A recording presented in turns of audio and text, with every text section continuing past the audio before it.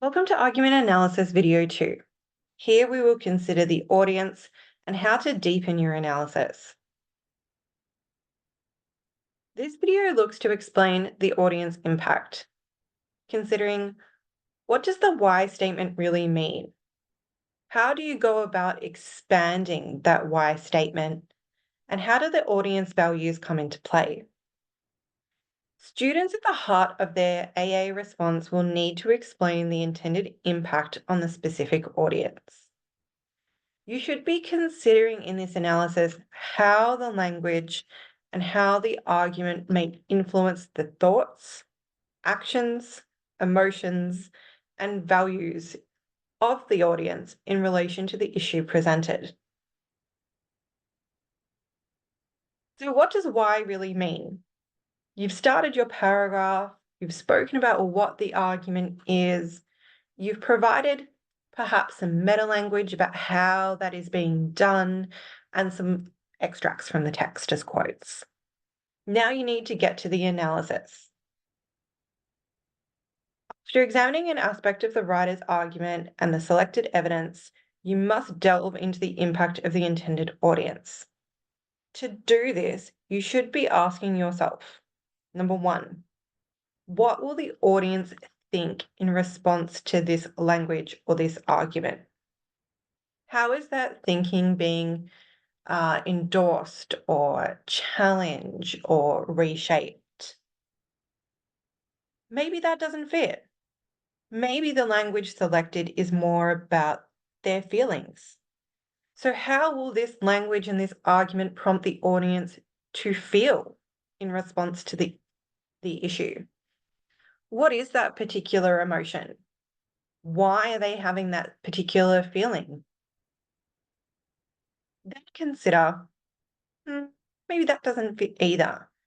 Maybe what's being said is more encouraging them to do something. What are they being asked to do? How is that different to maybe what other people are asking them to do?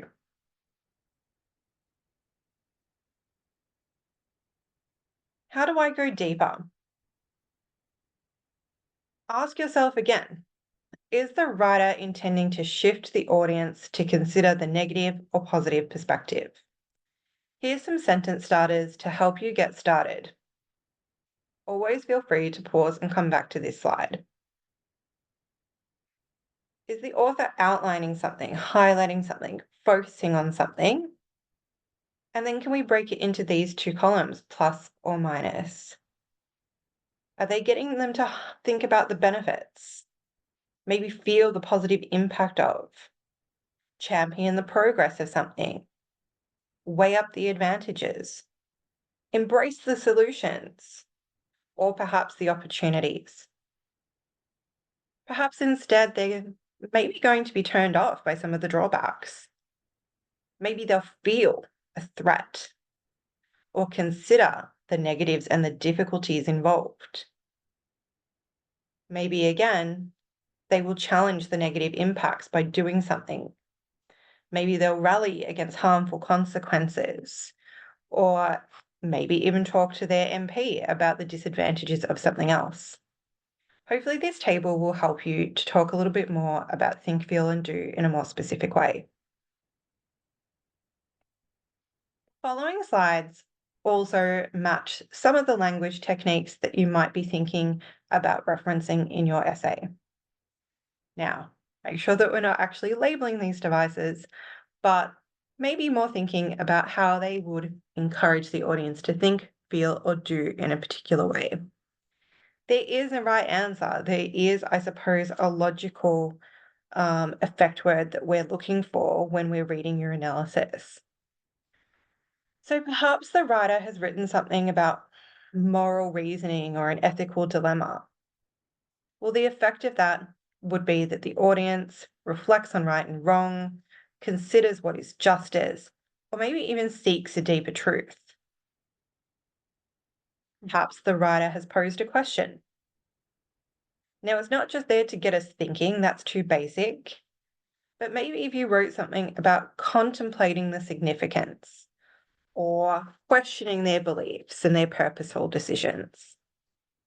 These following slides you can always come back to and pause. Think. Maybe it's a feel.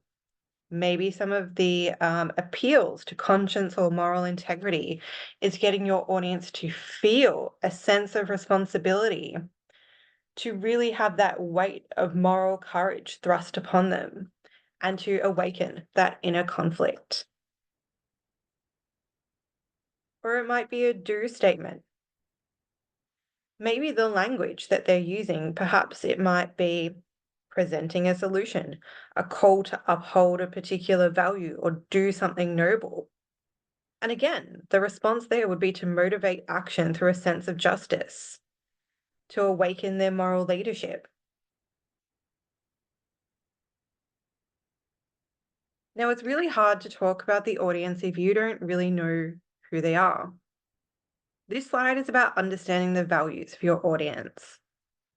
Now, you don't know who the audience is going to be for your SAC or for the exam, but that doesn't stop you perhaps brainstorming. Maybe you could come up with a list of a range of different audiences based off past exams or past SACs. And then you could start thinking about who are these possible stakeholders and what are the values and beliefs of this group?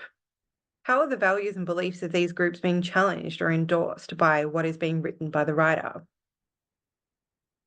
Thinking about the Year 12 outcome, if we're looking at the issue of tech, I don't know what the audience is going to be, but it could be parents, tech companies, business owners, educators, social media users, tech users, platform owners, the federal government, policymakers.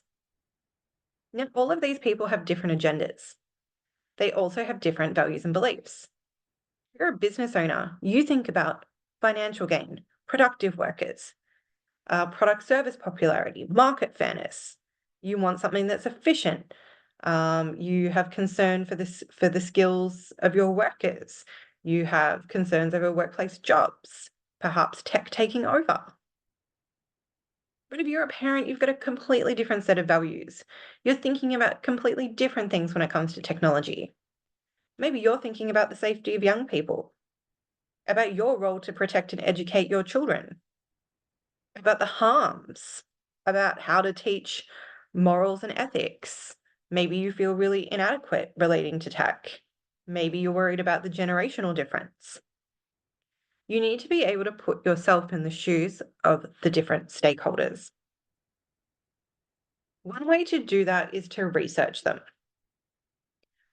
For your list, you can go to a source like ChatGPT and type in a prompt like, what would parents, or maybe let's start with something different. What would tech companies value?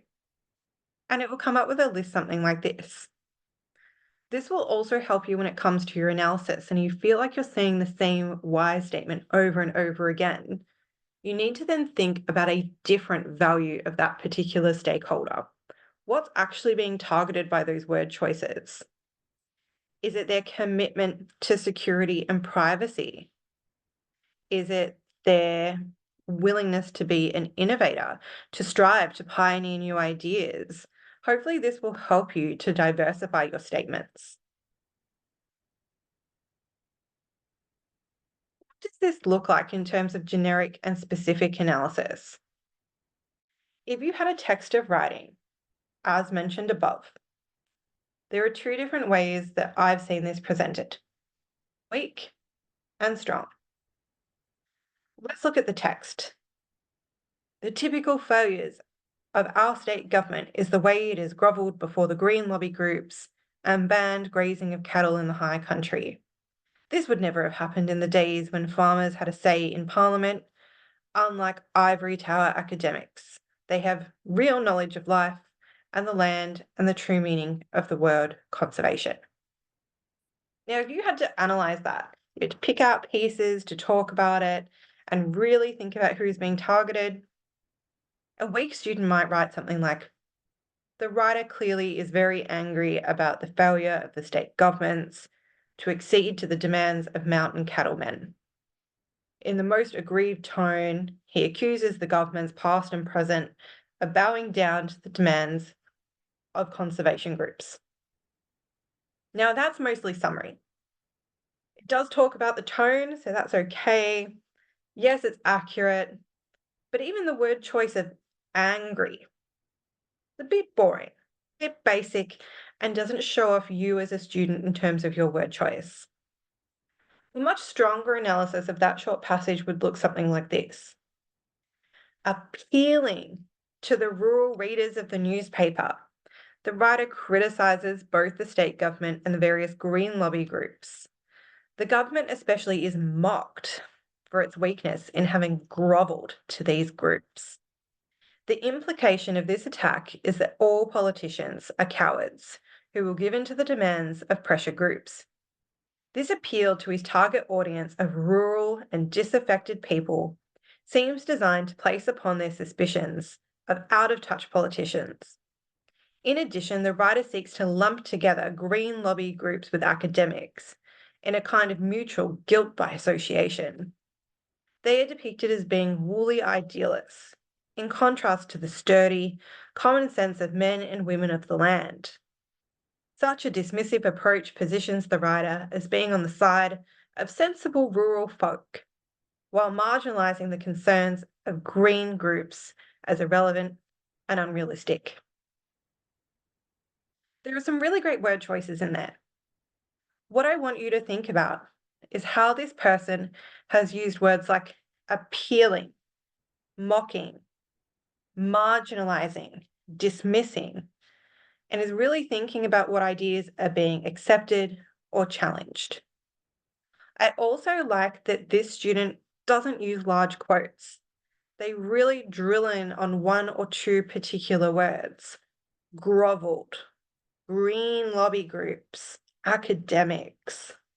This is a much better form of analysis than plonking in really large quotes and just hoping that that pads out the length of your essay.